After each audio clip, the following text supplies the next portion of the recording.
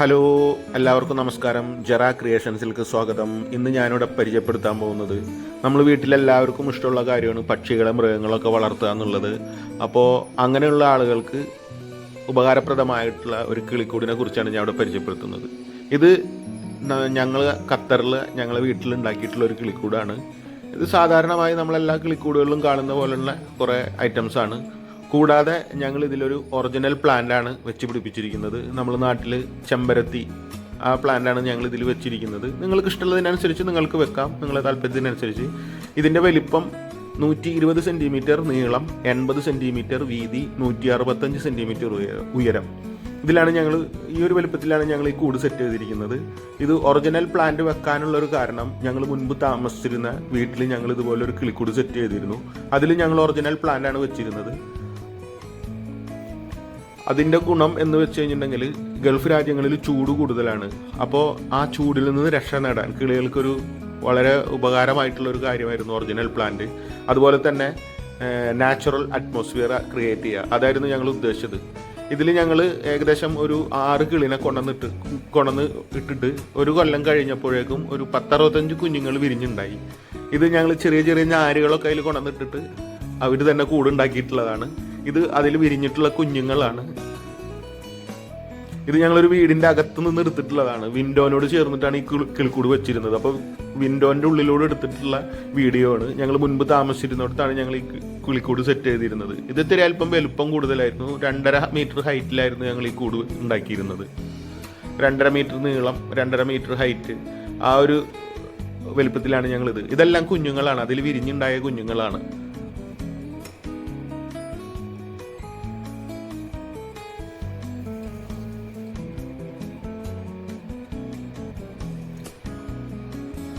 അപ്പോൾ ഞങ്ങൾ ചെടി നടാനുള്ള തയ്യാറെടുപ്പിലാണ്.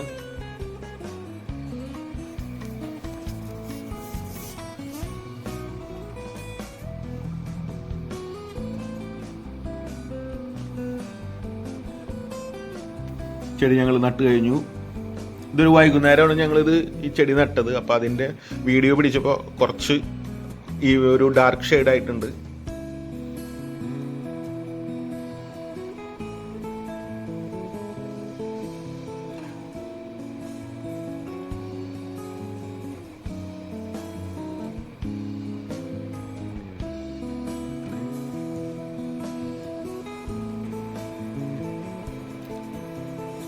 നമ്മളിത് ഫ്ലോറിൽ നിന്നാണ് ഇത് സെറ്റ് ചെയ്തിരിക്കുന്നത്.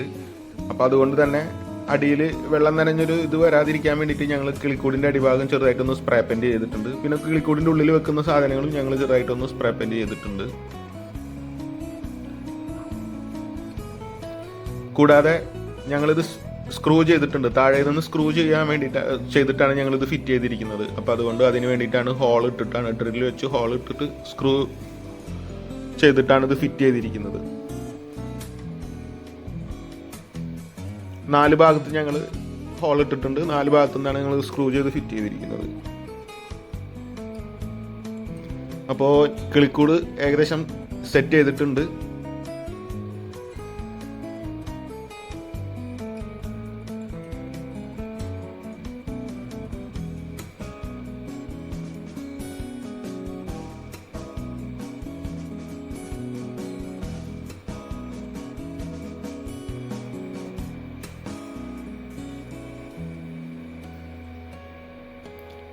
ഇപ്പോൾ ഞങ്ങളുള്ളത് ഖത്തറിലെ വളരെ പഴക്കം ചെന്ന സൂക്ക് വാക്കിഫിലാണുള്ളത്. ഇവിടെ പക്ഷികളും മൃഗങ്ങളും വിൽക്കുന്ന സെക്ഷനിലാണ് ഞങ്ങളുള്ളത്. ഞങ്ങൾ പക്ഷികളെ മേടിക്കാൻ പോവാണ്.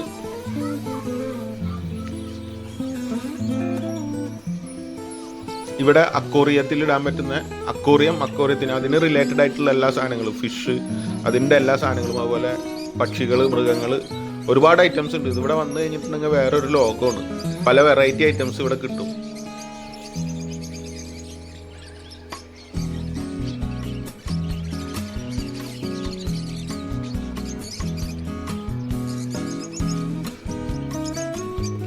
ഞങ്ങൾ സിബ്ര ഫിഞ്ചസ് എന്ന് പറഞ്ഞ കിളിയനെയാണ് ഞങ്ങൾ മേടിച്ചത്.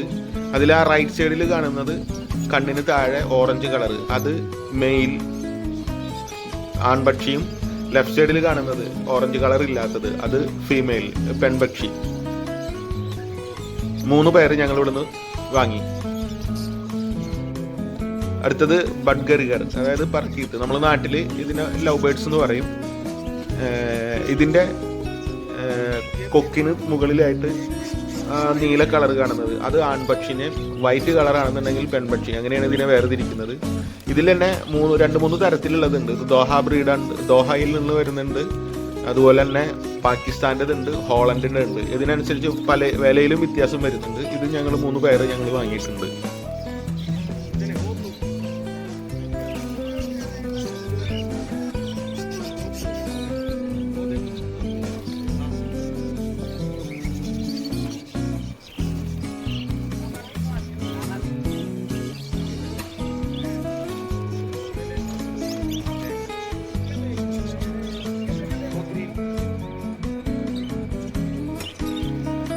വീട്ടിൽ തിരിച്ചെത്തി, ഒരുപാട് ലേറ്റായി വീട്ടിലെത്തിയപ്പോൾ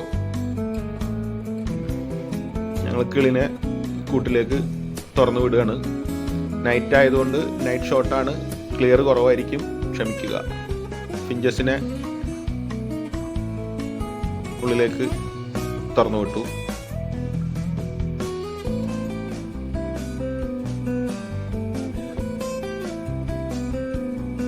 love birds.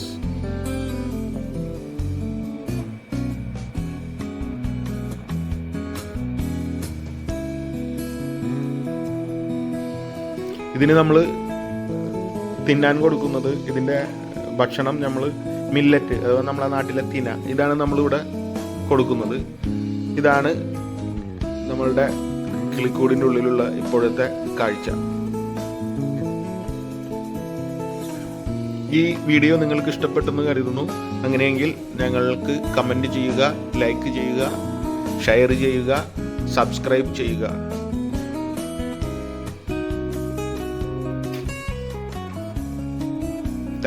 Thank you for watching.